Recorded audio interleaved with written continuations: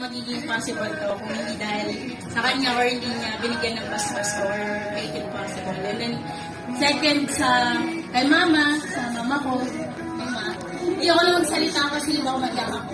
Kasama ko kuya kong pogi, kay Jerome, kay auntie, tapos yung ate kong maganda ate, Leia, tsaka yung pamangkin kong Jelia.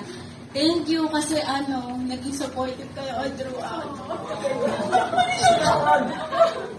Tapos yun, sa side ni mama, papa, kay Uncle Larry, kahit wala na si papa, nakikita ko si papa, kaya masaya ako.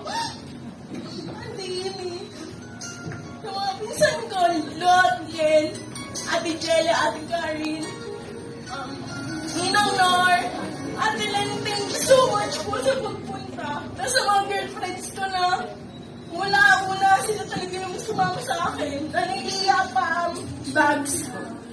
Abing, tsaka may labs. Thank you so much sa pagpunta for making this day super duper special for me. Tapos, for entering your time, especially kay Mami, tsaka kay Daddy. Thank you for raising such a wonderful son. Kasi kung hindi dahil sa inyo, hindi ko siya makikilala. Hindi siya bibigay ng correspond sa amin.